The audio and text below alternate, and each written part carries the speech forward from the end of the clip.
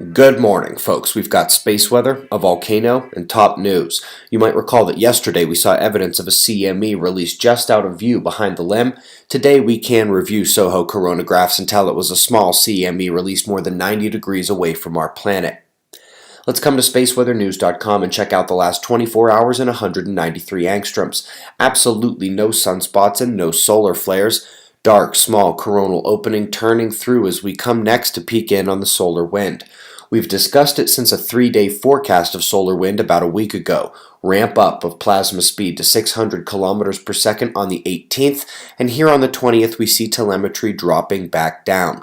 Folks, the NOAA model bottom panel is plasma speed, even after 2 days inside the 600 kilometers per second stream. 2 days of real data inside that faster stream, and as we come out of it this morning, their model still shows the beginning of it today. The complete story of model failure.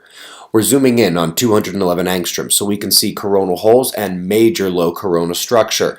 Areas near the north and south poles that look open are indeed the semi-permanent polar coronal holes of the sun, part of its dipole.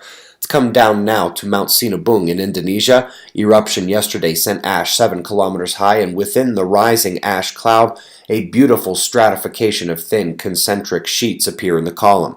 That's a very hot and energetic event. For veteran observers, you know the name Kuroda. This is a detailed look at why the published correlation between the solar cycle and southern annular mode actually exists, one of the most solid in solar climate forcing. Then Captain Renaissance Jeffrey Love is on the team describing how a realistic 3D solar storm model can reveal reality where actual disruptions can vary in order of magnitude up or down from the 1D model runs. And speaking of solar storms, interesting look here at the return times of major events. They say Carrington events are on about a 110-year return, with the Halloween storms on about a 38-year cycle. That makes the Quebec blackout in '89 a weak Carrington scale return, but they also suggest that the confidence intervals indicate the broader range of possibility. The sun can go over X100, we should be getting X20s about once a solar cycle, and any given return period appears to have the potential to be greater than anything we've ever seen in the space age. Up next, a big story describing how sea level rise is accelerating in this 22-year model observation of the statistics.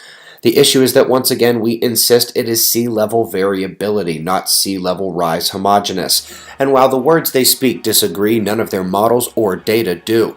The variability is going both ways, with equal variations at the most critical regions, the most extreme, and not those indicative of the type of sea level rise most of us get into our imagination based on the mainstream news. Lastly, folks, amazing paper hit archive last night on the magnetic fields of the Milky Way's central parsec, first few light years from the galactic center. It turns out a number of structures can be revealed, but the most important is the material seen directly around the center and its field. Colors denote coherent structures in space, like stars, and the lines are showing the magnetic fields. We've got your wind maps and shots of our star to close. We greatly appreciate your support, and we'll do this all again tomorrow, right here. But right now, it's 5:20 a.m. in the new Valley of the Sun. Eyes open, no fear. Be safe, everyone.